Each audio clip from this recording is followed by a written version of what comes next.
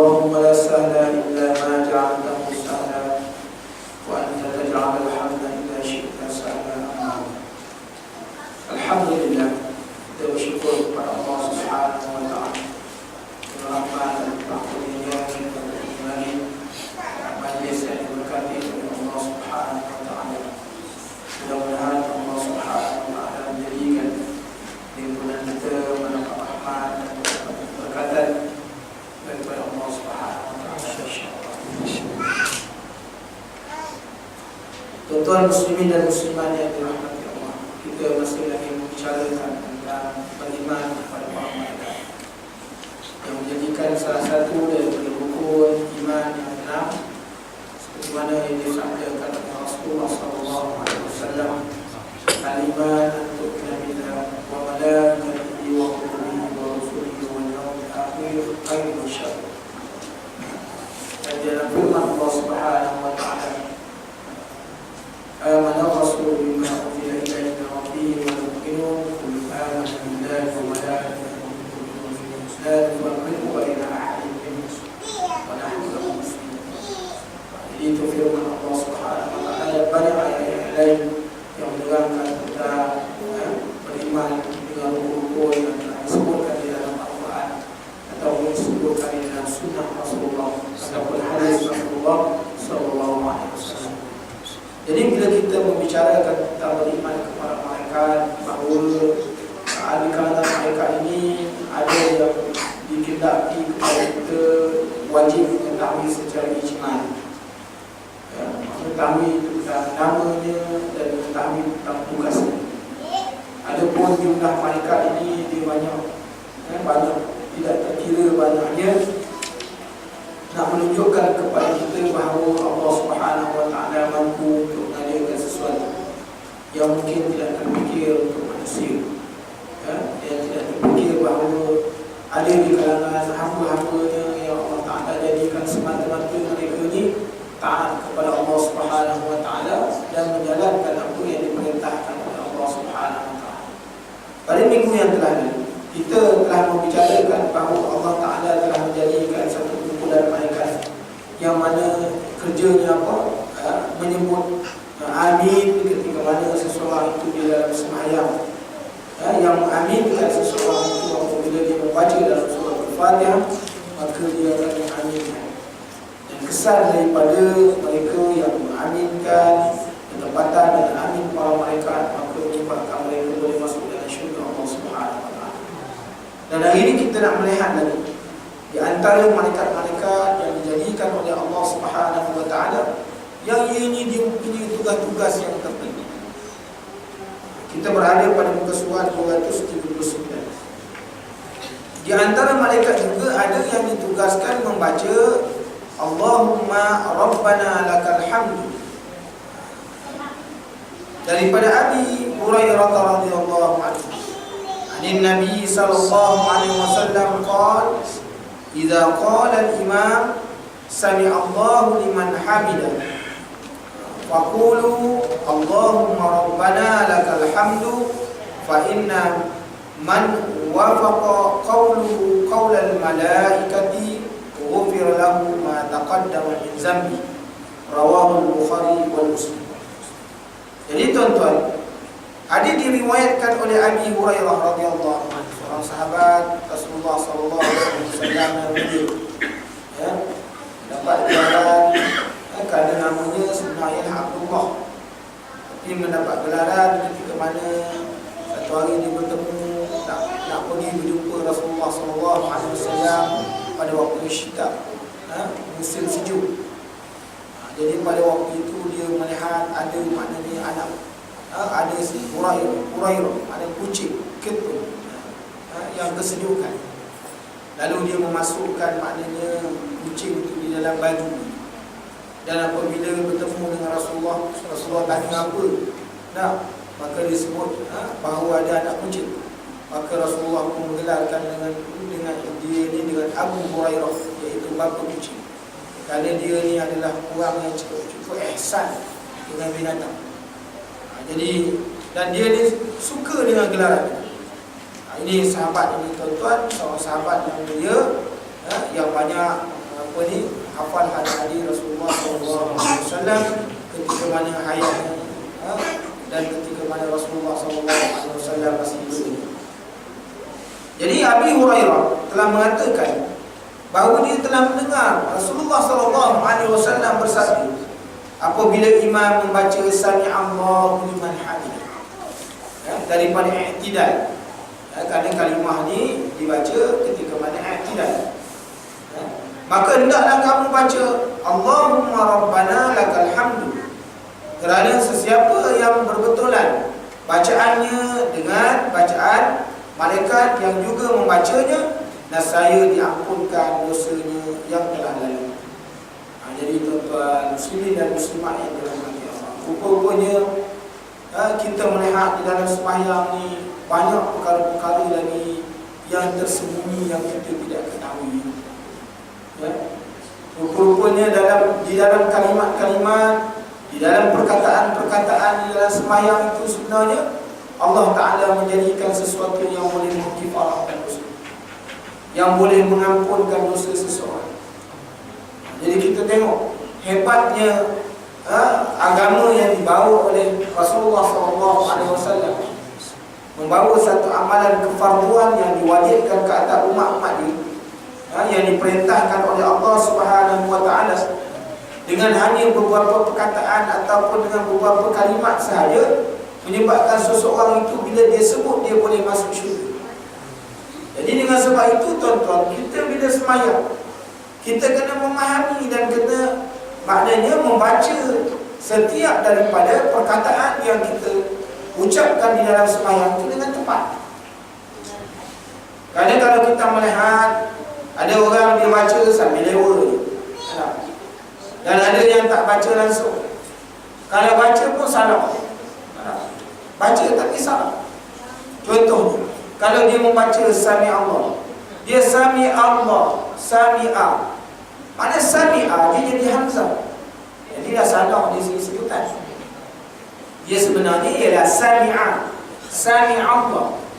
Jadi maknanya walaupun dia sebut, tetapi sebutan dia salah, yang menyebabkan apa yang dijanjikan dalam hadis ini boleh menyebabkan mereka tidak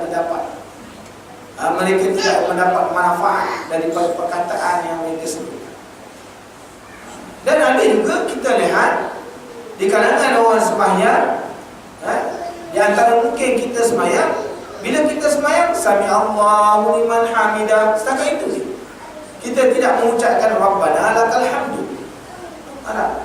Jadi hari ini tuan-tuan, kita muslimin dan muslimat yang dirahmati Allah, kita telah mendengar hadis bahawa keuntungan orang yang menyebut amin dan keuntungan orang yang menyebut selepas daripada Sami Allahu liman hamidah, sama ada mereka sembahyang seorang diri ataupun sembahyang secara berjamaah dengan menyebut Rabbana lakal hamdu. Jadi ini dia sebut. Kenapa? Boleh menyebabkan mengkifarahkan ataupun mengampunkan dosanya oleh Allah Subhanahu Wa Taala yang telah lalu. Di antara bacaan-bacaan dalam sembahyang ialah bacaan Sami Allahu liman hamidah, yang dibaca semasa bangkit daripada rukuk kepada i'tidal. Maksudnya bacaan ini ialah semoga Allah menerima pujian orang-orang yang memujinya. Sebab kita perlu faham bahawa as-salat bermakna doa, maknanya merupakan doa. Jadi kalau kita tengok di dalam bacaan lafaz Sami Allahu liman hamidah ini, dia merupakan sesuatu doa. Kita minta dengan Allah Subhanahu Wa Taala kan, semoga Allah menerima pujian orang-orang yang memuji.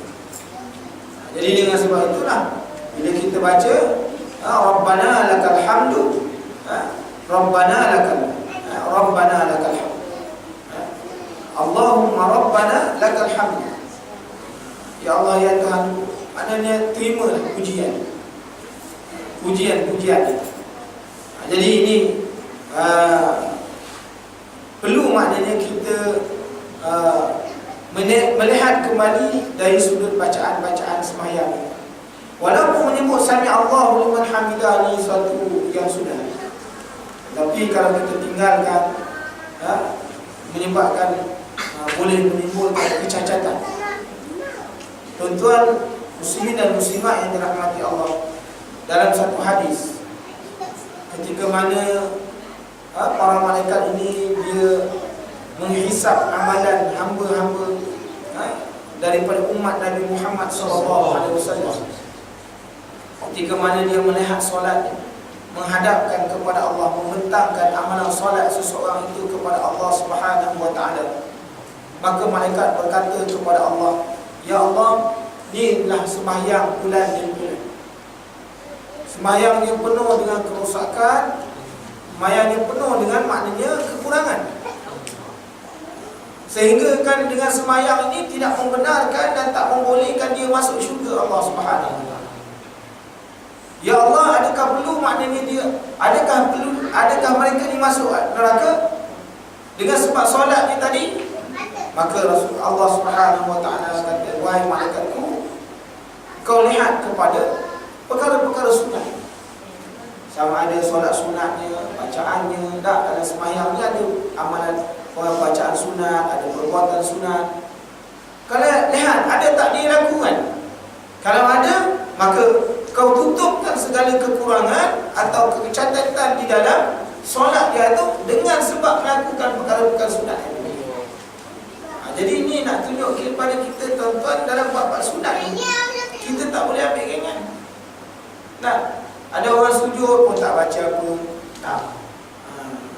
Naik tu setakat tu je sami Allah. Kalau imam dah baca sami Allah, dia pun senyap je. Nah, di dalam hukum fiqh, kalau sekiranya imam membaca sami Allahu liman hamidah, maka harus juga pada kita menyebut sami Allahu liman hamidah dan kita membaca selepas daripada itu Rabbana lakal hamd. Bukan setakat kita membaca Rabbana lakal hamd saja. Kita boleh membaca juga dengan sami Allahu liman hamidah Rabbana lakal hamd. Dan boleh ditambah dengan hamdan thayyiban mubarakan fi. Ada satu riwayat menyebutkan seorang sahabat ketika mana sembahyang di belakang Rasulullah SAW, lepas Rasulullah membaca Rabbana lakal hamdu, maka dia menyebutkan hamdan thayyiban mubarakan fi. Selepas daripada solat, Rasulullah menyatakan, siapakah yang membaca doa yang demikian? Maka sahabat kata, saya ya Rasulullah. Aku melihat di dalam sembahyangku 30 malaikat berlumba-lumba mencatat kebajikannya. Jadi maknanya orang sebut tu ada kebajikan. Mana kita yang sebut separuh ni dah ada dah hadis yang menunjukkan diampunkan dosa oleh Allah Subhanahu Wa Taala. Tapi tambah lagi, maka ada lagi maknanya keuntungan ataupun kebaikan yang diberikan oleh Allah Subhanahu Wa Taala kepada orang lain. Jadi ini dia tuan-tuan muslimin dan muslimat, jangan ambil ingat tentang masalah solat, bacaannya, perbuatannya, jangan ambil ingat. Kenapa? Bila kita dah dengar hadis-hadis ni nak menggambarkan kepada kita sembahyang ni sebenarnya bukan setakat orang mendirikan dapat pahala. Setiap perkataan, setiap perbuatan mana yang dilakukan itu ada maknanya sendiri. Kalau kita melihat hadis Rasulullah SAW, salawatul khams, mukaffarat, maknanya sembahyang yang 5 ni mengkifarahkan. Itu maknanya sembahyang. Kemudian masuk dalam sembahyang ada lagi ganjaran yang dijanjikan oleh Allah Subhanahu Wa Taala. Bacaannya ada lagi ganjaran yang dijanjikan oleh Allah. Maknanya tuan-tuan, setiap perbuatan yang kita lakukan, perkataan, perbuatan yang kita buat dalam sembahyang ni penuh dengan pahala di sisi Allah Subhanahu Wa Taala. Ini keuntungan yang diberikan oleh Allah Subhanahu Wa Taala kepada umat-umat Nabi Muhammad sallallahu alaihi wasallam.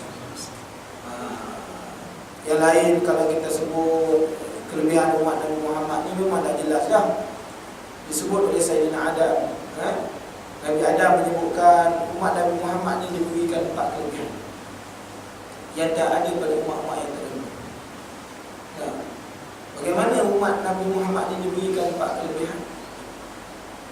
Kerana disebutkan bahawa yang pertama, kalau sekiranya Nabi Adam itu dia melakukan maksiat ataupun melakukan dosa kepada Allah dalam keadaan berpakaian, bila dia buat dosa, lalu Allah Ta'ala lucutkan pakaian. Tetapi umat Nabi Muhammad dalam keadaan dia melakukan dosa tidak berpakaian, tapi Allah Ta'ala tutupkan dia dengan pakaian. Tak? Ini kelebihan umat Nabi Muhammad. Malam dia berzina, contoh, dia buka pakaian. Tak? Tapi siang dia pun pakaian. Allah Ta'ala beri dia pakaian. Seorang pun tak tahu dia berzina. Tak? Kalau dah sekiranya macam zaman seperti mana Nabi Adam, orang berzina semua dah tak boleh pakai pakaian. Akhirnya macam orang akan tahu, maka keaiban mereka tertutup. Muslimin dan muslimat. Ini umat Nabi Muhammad. Kan? Yang keduanya, kelebihan umat Nabi Muhammad sallallahu alaihi wasallam seperti mana yang disebut oleh Nabi Adam. Ketika mana ketika mana aku melakukan dosa, kata Nabi Adam, lalu Allah Ta'ala memisahkan di antara aku dan isteri. Nah, satu dihantar ke mana? Dipisahkan ni, jauh. Mereka bertemu di Jabal Rahmah. Dia kata di Jabal Rahmah. Seorang turun di Jeddah, kan? Di Jeddah tu hantar sekali, seorang tempat lain. Mereka bertemu di Jabal Rahmah.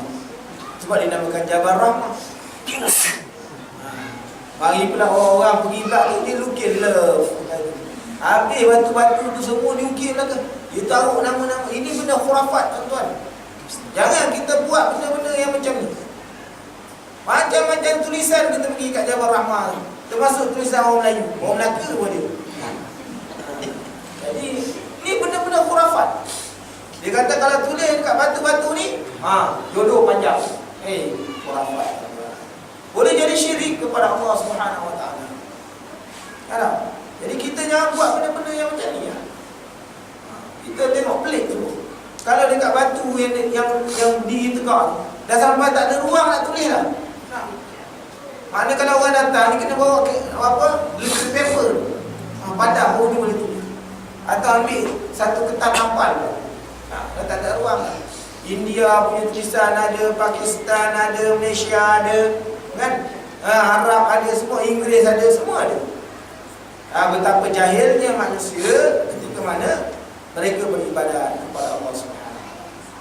Jadi dengan sebab itu, kata Nabi Adam, hebatnya Nabi Muhammad ni punya umat. Ketika mana mereka ni melakukan dosa, mereka ni tak terpisah. Suami isteri tak pisah. Tapi Nabi Adam buat dosa, lakukan dosa, lalu dipisahkan suami isteri ni untuk umat Nabi Muhammad SAW. Untuk walaupun suami berzina, walaupun apa ni buat benda-benda yang mungkar fahsyat wal munkarat, tetap duduk semua. Walaupun isteri tahu perbuatan suami tahu perbuatan itu, dan disebut tak terpisah sedang mana tidak melafazkan perkataan tolak ataupun cerai. Ini tengok kelebihan umat Nabi Muhammad SAW. Yang ketiganya, kata Nabi Adam, kelebihan umat Nabi Muhammad ni, ketika mana aku melakukan dosa, maka aku dikeluarkan oleh Allah Subhanahu Wa Taala daripada syurga, maka dikeluarkan untuk tapi umat Nabi Muhammad SAW, ketika mana mereka melakukan dosa, dan apabila mereka bertaubat kepada Allah, mereka masuk syurga.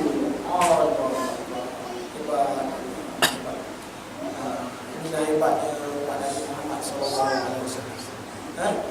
Yang tak ada kepada umat yang lain. Yang tak ada kepada umat yang lain.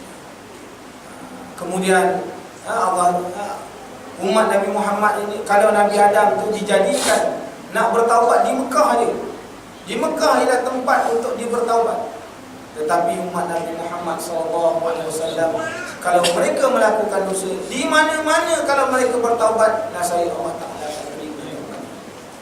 Ini kelebihan yang tidak ada kepada umat-umat yang lain, melainkan kepada umat Nabi Muhammad SAW, seperti mana pengakuan yang telah diberikan oleh Nabi Adam AS. Nabi Adam beri pengakuan itu. nak menunjukkan di atas kemuliaan umat Nabi Muhammad SAW. Jadi begitu tuan-tuan, kita tengok. Jadi dengan sebab tu dia kata sebaik-baik bacaan, sebaik-baik sahaja bacaan yang tersebut selesai dibaca, maka setiap orang yang sembahyang dituntut memuji Tuhan dengan berkata Allahumma rabbana lakal hamd. Pujian ini juga diucapkan oleh malaikat pada saat itu. Maka dengan sebab bersamaan ucapannya dengan para malaikat boleh menyebabkan diampunkan dosanya yang telah. Ini berpandu kepada hadis Rasulullah SAW. Di dalam hadis ini diterangkan tentang faedah ucapan pujian tersebut, yaitu sesiapa yang bertepatan ucapan pujiannya itu dengan ucapan pujian malaikat, nasai akan beroleh keampunan Allah Ta'ala pada saat yang mulia itu. Jadi dengan sebab itu tuan-tuan, kita berusaha. Kita dah dengar hadis, tinggal kita nak beramal. Nak beramal macam mana? Dengan sebab itu bila amin, jangan mendahului imam. Dan bila kita naik daripada rokok untuk i'tidal, kita dengar dulu imam menyebut sami Allah liman hamidah, baru kita bangkit. Jadi kita jangan mendahulukan. Kenapa? Di sana ada maknanya kelebihan-kelebihan yang disebutkan oleh Rasulullah SAW. Masuk kepada hadis yang kedua. Di antara malaikat juga ada yang ditugaskan memohon keampunan bagi orang yang berada di tempat sembahyang dengan keadaan suci bersih. Ada tuan-tuan Allah Ta'ala jadikan malaikat yang dia ni kerjanya apa? Memohon untuk orang yang bila dia sembahyang, lepas sembahyang dia duduk kekal pada sesuatu tempat dengan keadaan dia ni masih suci. Maknanya kekal dengan keadaan bersuci, makna berwudu. Jadi kita duduk lama contoh, dalam keadaan kita bersuci, maka diberi pahala. Ada ganjaran. Seperti mana hadis yang diriwayatkan oleh Abi Hurairah radhiyallahu anhu, dari Nabi sallallahu alaihi wasallam, qala al-malaikatu tusalli ala ahadikum ma dama fi musallatun musallahu alladhi shalla fi ma lam yuhdith taqulu Allahumma ighfir lahu Allahumma arhamhu. Rawahu al-Bukhari wa Muslim.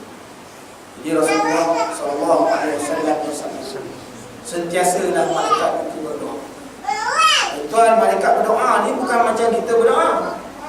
Kerana doa malaikat ini sesuatu yang pasti dikabulkan oleh Allah Subhanahu wa taala. Sesuatu yang pasti dikabulkan. Sebab apa? Sebab malaikat ini merupakan hamba-hamba yang dekat dengan Allah Subhanahu wa taala. Hamba yang dekat. Kita ni sembahyang tapi jauh.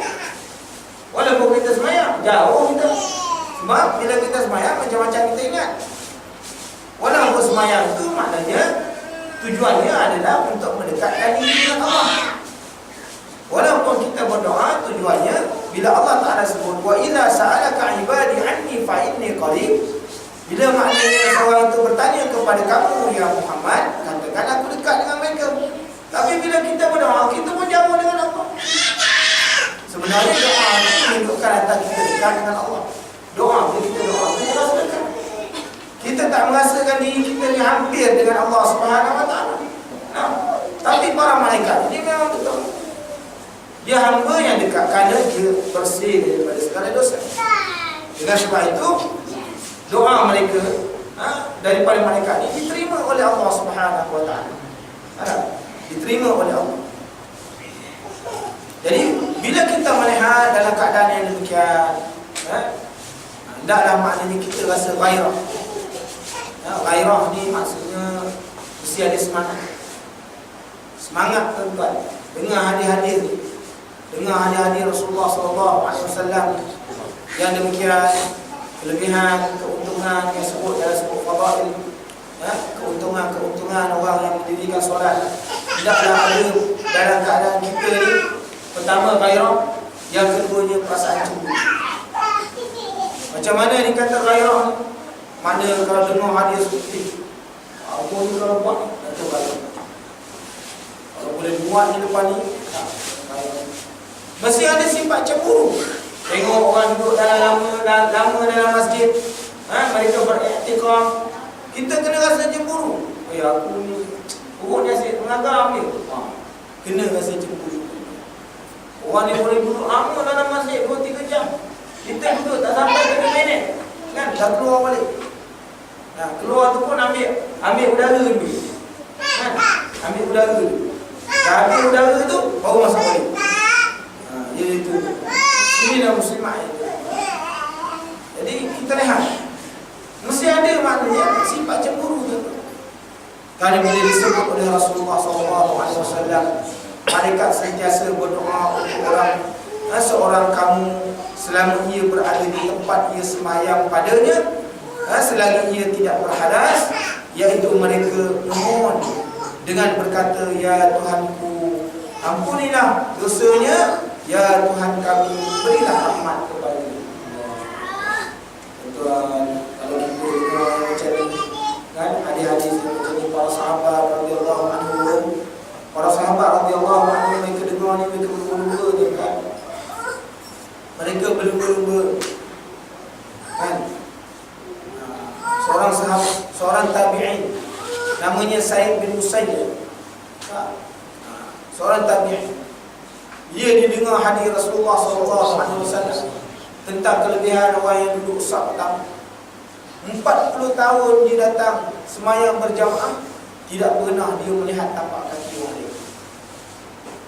40 tahun sembahyang berjamaah, dan selama 40 tahun berjamaah tidak pernah dia melihat tapak kaki orang. Bermakna sembahyang saf pertama mana ada depan yang dia tapak kaki, kecuali kalau belakang imam. Bayangkan 40 tahun istiqamah sembahyang berjamaah 40 tahun. Kita boleh 40 tahun kan? 4 waktu pun belum tentu. Kalau ada pun nasib baik kan? Kalau ada pun nasib baik. Bayangkan mereka ni 40 tahun sembahyang berjamaah. Maknanya orang belum datang ni dah ada, orang belum ni dah ada dah. Dia ada dah saf pertama. Hebatnya tuan. Ini golongan orang yang sabiqul awwal ya, mereka hebat kan. Kita duduk dekat dengan masjid pun pandang je masbuk 40 tahun masbuk, bukan 40 tahun sabda, 40 tahun masbuk. Imam salam dia terbaca salam terbaca semua, zuhur, asar, maghrib, isyak, subuh. Tapi untung lagi lah sebab dia berjamaah. Yang imam bagi salam tak ada, kaki tak guna. Itu baik lagi sebab dia sembahyang kan. Yang tak baik langsung tak sembahyang, lagi tak boleh makan nikmat Allah, ambil semua udara Allah Ta'ala bagi macam-macam nikmat, tapi tidak maknanya mereka ni mensyukuri nikmat Allah Subhanahu. Jadi tuan-tuan kita bayangkan. Jadi tengok hadis ini. Jadi kalau kita tengok hadis ni, dia berbentuk umum. Dia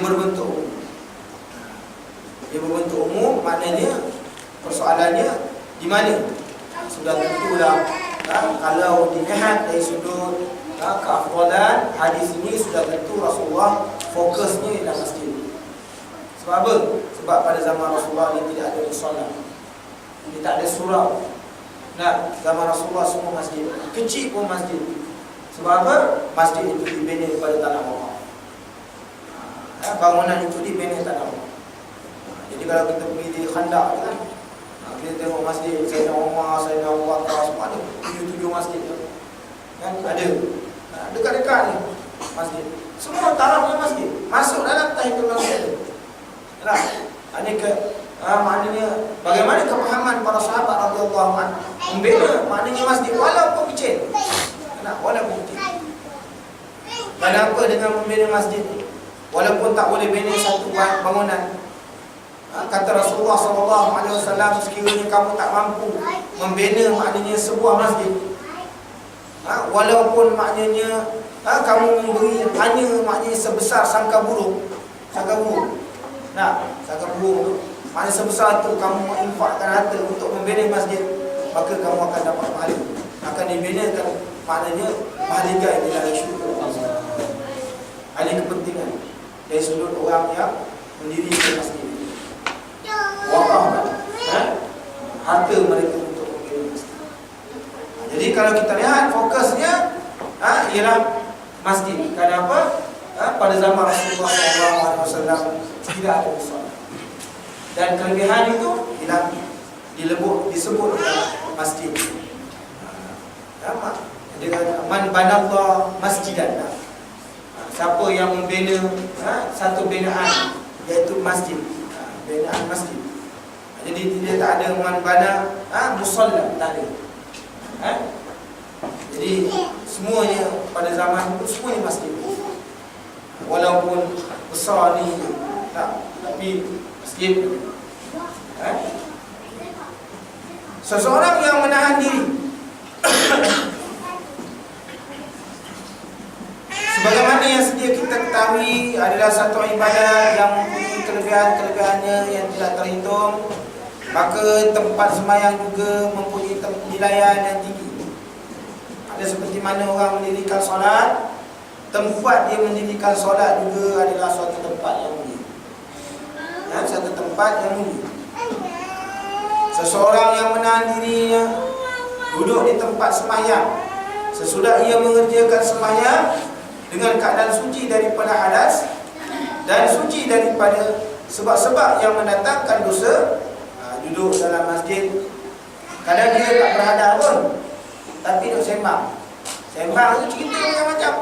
Kita ni semua cerita. Mengumpat orang, jadi tak boleh kan. Mana benda ni tak boleh. Mana menceritakan tentang hal manusia, yang mana kalau orang dengar, kalau tuan yang dengar tu dia tak suka, itu mengumpat. Itu mengumpat. Jadi kita ni banyak pahala sembahyang kita, pahala etika kita terbatal. Lepas sembahyang je batal semua. Lepas sembahyangnya habis batal. Kenapa? Selepas kita mendirikan solat, selepas kita berzikir, kita duduk dalam majlis ilmu, lepas tu kita duduk dalam majlis mengumpat. Habis kebanyakan yang begitu. Jadi sebab itu bila kita masuk dalam majlis yang macam ni, kita dengar, maka tinggalkan, sehinggalah mereka kembali kepada perkataan-perkataan yang dilakukan. Maka campur dah. Bukan maksud tinggalkan terus. Rasulullah SAW mengatakan, maknanya kiranya orang berkata benda yang keji, maka tinggalkanlah mereka. Dan apabila mereka kembali, maknanya bercakap dengan perkara-perkara yang elok dan benar, maka barulah mereka dengan cara yang baik. Ini yang diajar Allah SWT.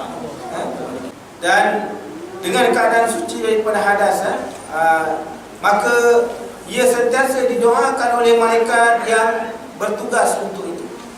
Semoga Allah mengampuni dosanya dan memberi rahmat kepada dia. Jadi dengan sebab itu kita kejar, kita carilah tuan-tuan. Kita carilah tentang kelebihan-kelebihan yang disebutkan kepada kita. Contohnya kalau orang berpagi-pagi, ada malaikat yang ditugaskan. Siapa yang berpagi-pagi bersedekah, ada malaikat yang ditugaskan oleh Allah Ta'ala jaga, mencatat amalan dan berdoa kepada Allah, mendoakan kesejahteraan ataupun keselamatan harta dia. Kalau dia pagi-pagi dah bersedekah, masuk aja masjid ke, masuk aja surau, masuk sedekah, maka malaikat yang bertugas akan mendoakan, ya Allah, ya Tuhan, berkatilah maknanya harta dia. Siapa yang tak masuk masjid tu, tak ada hulu ni, yang tak sedekah ni, ya Allah, ya Tuhan, kau binasakan harta ni. Ini doa malaikat ni. Jadi dengan sebab itu tuan-tuan, sedekah ni tak semesti banyak. Di Mesir pun sedekah juga, walaupun pada pandangan manusia tak ada nilai.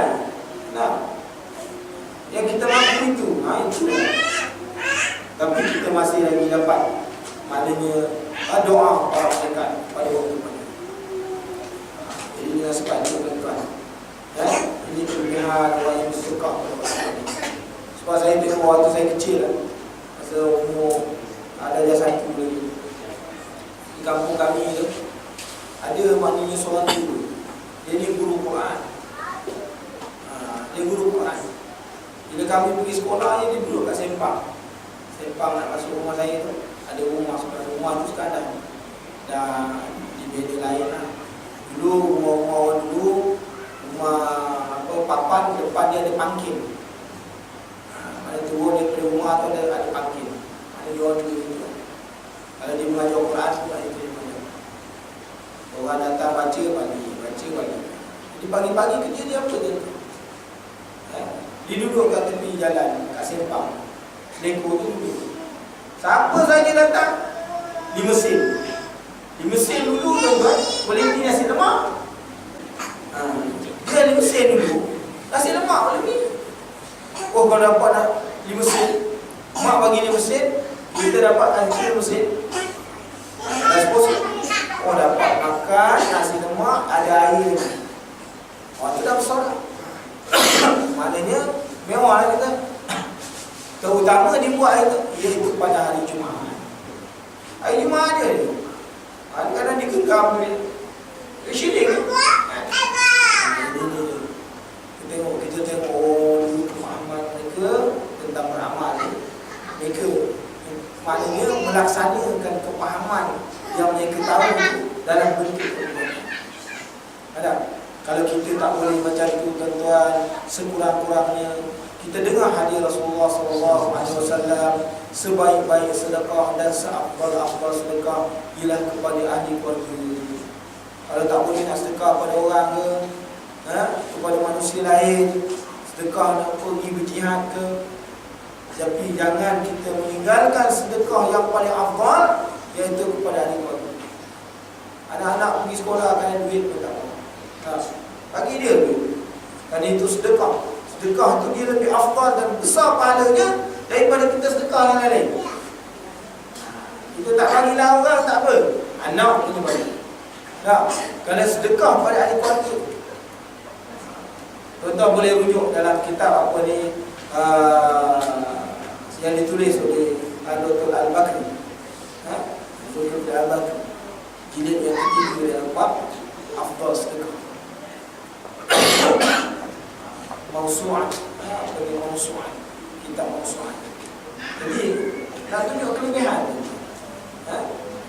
Jadi ini jangan kita tinggalkan. Tak boleh nak bagi siapa-siapa, tak boleh nak bagi orang ramai, tak boleh nak bagi jiran tetangga. Tapi jangan lupa sedekah tu, duit kita bagi kepada ahli keluarga. Kenapa? Itu sedekah yang paling afdal dan yang paling besar di sisi Allah SWT. Jangan orang lain kita pergi. Tak boleh gitu. Walaupun mereka bekerja, walaupun mereka apa saja. Kerana bagi suami itu afdal kan apa? Walaupun isterinya bekerja, mereka mana kena memberi nafkah. Kerana nafkah itu adalah wajib. Kecuali kalau isteri kata, abang tak payahlah bagi nafkah kat saya pun ada duit, saya boleh beli sendiri baju saya sendiri, saya boleh beli pakaian sendiri, makanan pun saya boleh sendiri. Masuk 30 hari bulan beradu, abang kena bayar balik, wajib bayar. Yang mana dia kata saya ni halal, dia kata dia minta balik, tambah dengan GST sekali, kira kena bayar balik. Kenapa? Itu hak dia. Dalam hukum fiqh wajib kena bagi. Kenapa tuan-tuan?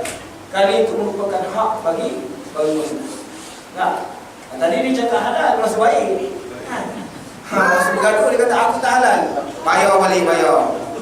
Double. Bayar. Kerana pada hukumnya orang perempuan dia tidak wajib menafkahkan diri dia. Kecuali atas redanya. Abang di rumah saya bayar lah, kereta saya bayar, gaji pun 1 juta sebulan. Contohnya juta lebih kan? Jadi maknanya tak apalah saya yang bayar. Jadi orang rumah tu relax. Hari tu silapnya apa dah? Tengok handphone pun isteri yang beli kan. Tengok ada mesej pula bunyi-bunyi dah. Keluar kerawang-kerawang dah. Allah kan. Jadi orang rumah kata minta balik. Bayar. Kau korek dah mana-mana yang kau dapat. Jadi itu wajib. Kenapa? Orang perempuan bukan wajib mengeluarkan nafkah. Wajibnya adalah kepada suami. Wajib itu suami. Wajibnya kepada suami sebab apa? Firman Allah Subhanahu wa taala, wal walidatu yurdi'na auladahunna hawlaini kamilaini liman arada an yutimma ar-radha'a 'ala al-mawludi lahu rizquhunna wa kiswatuhunna bil ma'ruf. Dalam memberi rezeki, memberi maknanya keperluan secara maksud. Ma'ruf ni apa? Ditafsirkan oleh ulama-ulama yang sekadar kemampuan. Contohnya kita digaji, gajinya 5,000, maka kita memberi itu kepada ahli keluarga bila sekadar kemampuan yang kita ada, jangan dengan kos dulu. Ini kalau mampu beli, contohnya kereta, kata yang ni kancing dia boleh beli. Kalau beli lagi yang besar sikit daripada itu, maknanya jawabnya tidur dalam kereta. Jadi itu aja lah. Isteri tak boleh minta boleh gitu. Dia tak boleh minta. Ini dari segi fiqah tuan. Walaupun kita sentuh hadis, tapi fiqahnya kita kena lihat. Ada benda-benda yang perlu kita berikan perhatian. Okay.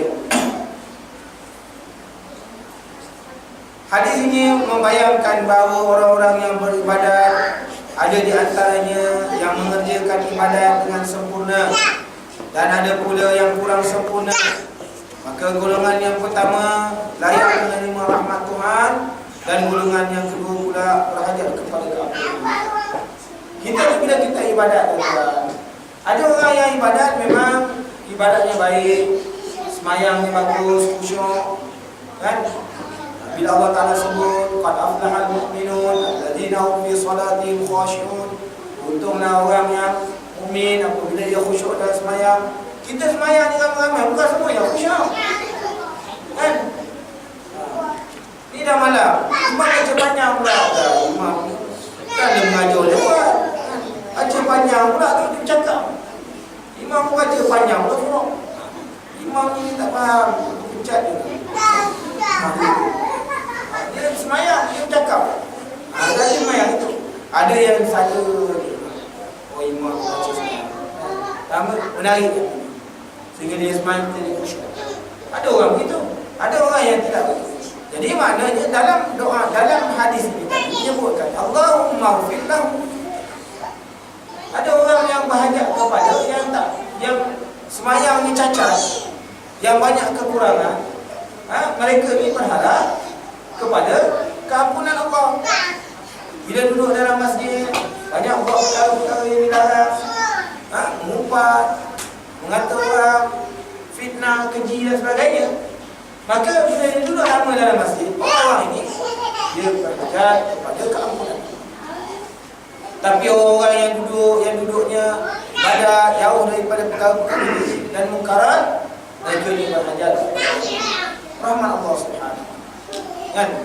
Jadi begitulah dia. Kenapa hadis ini didatang dalam dua maknanya permohonan. Satu permohonan keampunan dan keduanya ialah permohonan rahmat daripada Allah Subhanahu.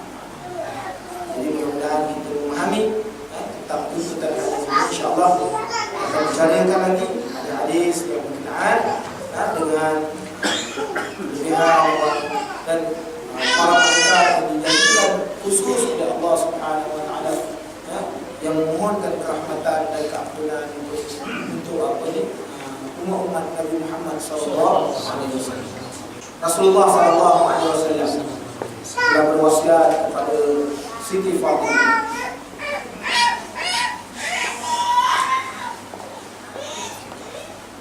wahai Fatimah, tidaklah wanita yang melayani suami selama sehari semalam dengan rasa senang dan sampai ikhlas. melainkan Allah mengampunkan dosa-dosanya serta memakaikan pakaian padanya pada hari kiamat berupa pakaian yang serba hijau dan menetapkan baginya setiap rambut pada tubuh 1000 kebaikan. Allah memberikan kepadanya pahala 100 kali beribadat haji dan umrah. Ini kelebihan. Maknanya bersebut orang perempuan, isteri-isteri melayan suami sehari semalam tu, maknanya dia sudah makan pakai kalau percakapannya kan, ada lunak suaranya, baik percakapan kan. Ini kalau cakap suami nengking-nengking, pecah gendang telinga suami. 40 tahun masih kena tengking, pecah gendang. Dan langsung dia tak dengar kan? Jadi bayar. Jadi lunak suaranya. Kalau tanya pun, suami balik lewat, abang balik lewat, kenapa bang? Tanya elok, dah makan belum? Ini baru tanya, kenapa balik lewat? Dah makan dia tu. Kita boleh cakap lagi, dia cakap dulu. Kita boleh cakap lagi, dia cakap dah. Kawan mana yang berkeroncong kan? Dia dah cakap dulu. Jadi maknanya layanan bunyi kasar. Kasar layanan. Jadi dengan sebab maknanya kalau dia ikhlas, kalau lembut pun, layan baik, muka mana pun, tapi tak akanlah buat-buat saja je. Suami balik dia saja, dia senyum kan, lebih senyum, kaki senyum yang dibuat-buat tidak ikhlas pun tidak memberi makna juga. Kenapa? Mukhlisin ala din, orang yang ikhlas pada agama. Kenapa? Maka kesan daripada itu, Allah Ta'ala mengampunkan dosa-dosanya, serta memakaikan pakaian padanya pada hari kiamat dengan pakaian yang serba hijau. Khudrin, orang dalam syurga ni tuan-tuan, dia pakai pakaian hijau. Pakaian hijau itu pakaian dalam syurga. Khudrin min sundus, maknanya pakaian hijau daripada sutra-sutra yang tebal ataupun sutra yang tipis. Itu merupakan pakaian ahli syurga. Dia tengok hijau, indah hijau tu kan. Ini maknanya ada orang tak suka hijau kan? Warna, suka apa salah? Kerana kita, kalau kita niat suka tu kerana itu sunnah Rasulullah SAW, kita dapat pahala. Suka warna hijau tu kerana kita suka tu, bukan suka dengan sebab yang lain. Suka tu kerana dia sunnah. Rasulullah pakaian suka pakai hijau, kita ikut Rasulullah. Pahala, dapat pahala. Dan merupakan pakaian Nabi syurga. Jadi hijau yang ada dalam syurga, kita tak tahu macam mana hijau dia. Yang kita rasa hijau macam ni kan. Tapi itu nak tunjukkan bagaimana diberikan pakaian hijau di dalam syurga pada hari kiamat. Dan menetapkan bagi setiap bulu pada tubuhnya 1000 kebaikan. Bulu yang ada kat badan tu baru banyak. Setiap bulu itu 1000 kebaikan. Dan Allah memberi kepada pahala 100 kali daripada haji. Kita pun nak pergi haji umrah pun susah. Haji nak pergi sekarang pun susah kan? Kena tunggu sekarang ada 1 juta orang yang menunggu. Siapa daftar tahun lepas daftar kan? Kalau umur dia 5 tahun contohnya, tahun 68, 2068, entah hidup ke dalam kubur. Susah. Ada orang yang terbaru buat aturan terbaru pula pergi umrah, kena tunggu 6 bulan boleh pergi balik. Siapa dah pergi, tak pergi lagi, tunggu 6 bulan boleh pergi balik. Ini peraturan yang terbaru yang dikeluarkan oleh Saudi. Dan susah juga, pergi umrah pun susah kan? Tentu ada banyak duit pun tak ada nilai kan? Tak ada nilai, tak ada kesukaran. Dia semua dah jadi manis tatok, tak ada. Kita ada kapal terbang, kita ada duit, kita ada kesihatan, tapi visa tak ada.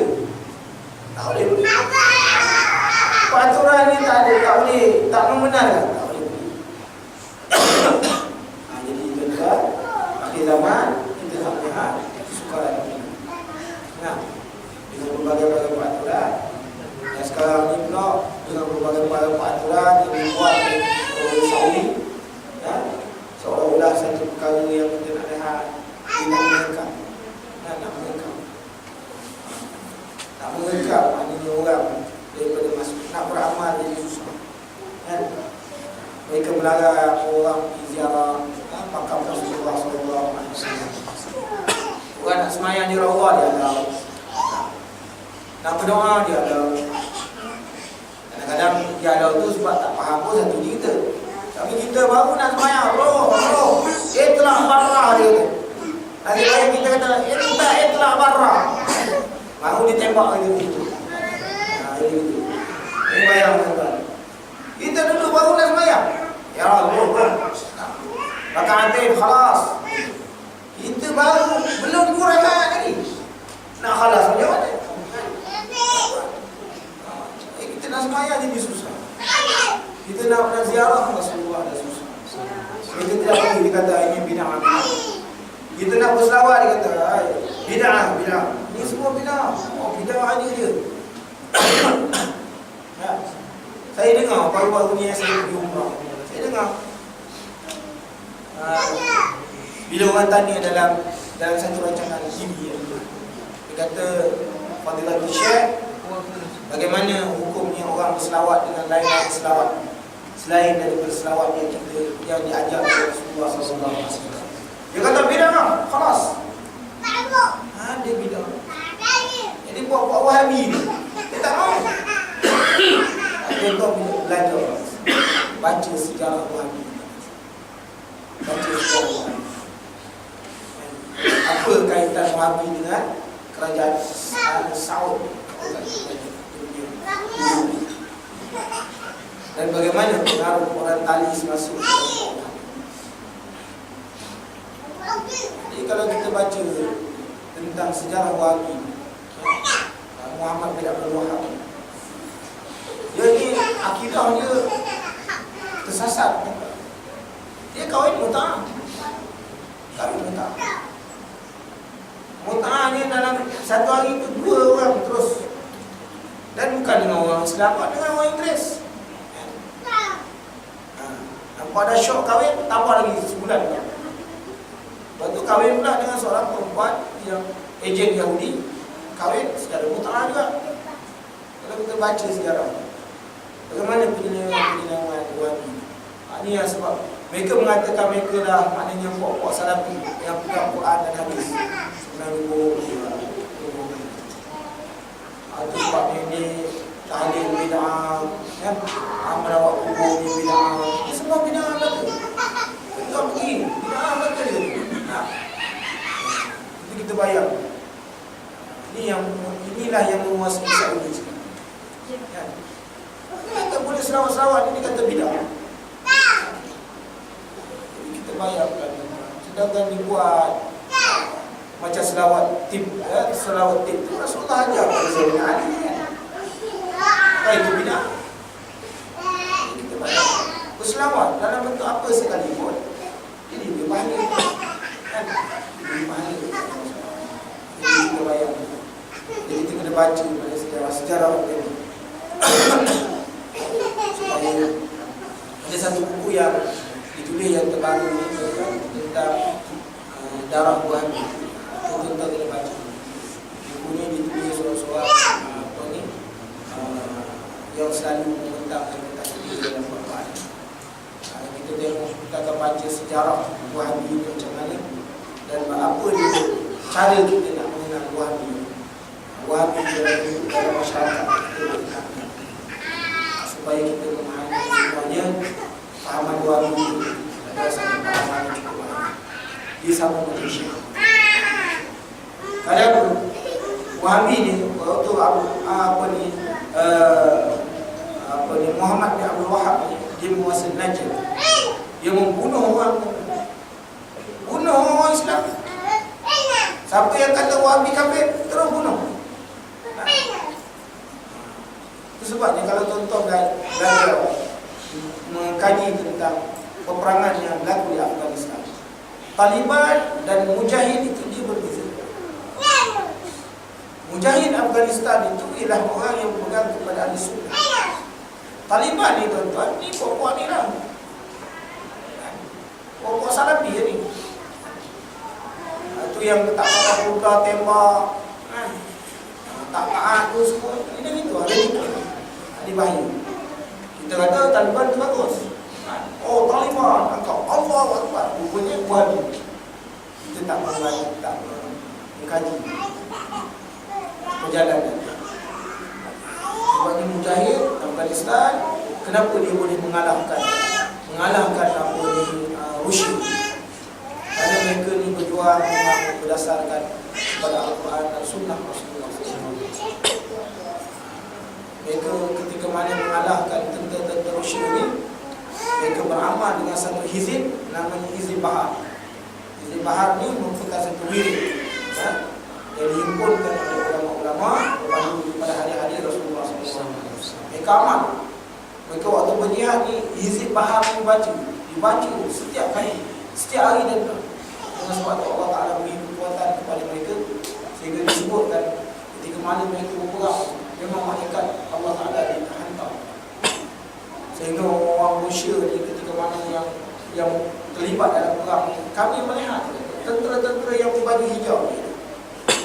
Inilah kebenaran orang Rasulullah SAW. Jadi itu sebagai sedikit kenalan tentang Wahabi,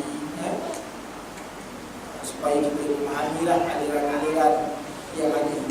Kita nampak dia kata pakai Quran Sunnah, jangan kadang-kadang kita dengar. Kerana di IPT, universiti ni banyak aliran-aliran yang ada. Jadi kita susah hati juga. Masuklah yang dekat dengan kita, pun ada satu aliran yang cuma kita bimbang dia, mula dia berkata dia, jadi pun kita nak jaga-jaga dulu. Sebab tu akidah adalah satu perkara yang, kenapa Rasulullah SAW diutus oleh Allah Ta'ala? Dari satu dia ialah untuk memantapkan dan memurnikan manusia supaya mentauhidkan Allah Subhanahu. Saya cuba selai dulu sebagai mukadimah kita. Mukadimah dah. Cerita dah ya, mukadimah dah. InsyaAllah banyak umur. Kita bertemu lagi pada minggu yang akan datang. Sekiranya diizinkan oleh Allah SWT. Bismillahirrahmanirrahim.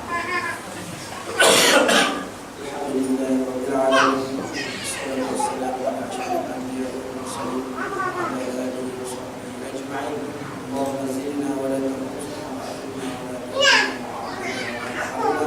وآثرنا ولا تؤثر علينا وارض عنا سبحانك اللهم وبحمدك أشهد أن لا إله إلا أنت أستغفرك وأتوب إليك سبحان ربك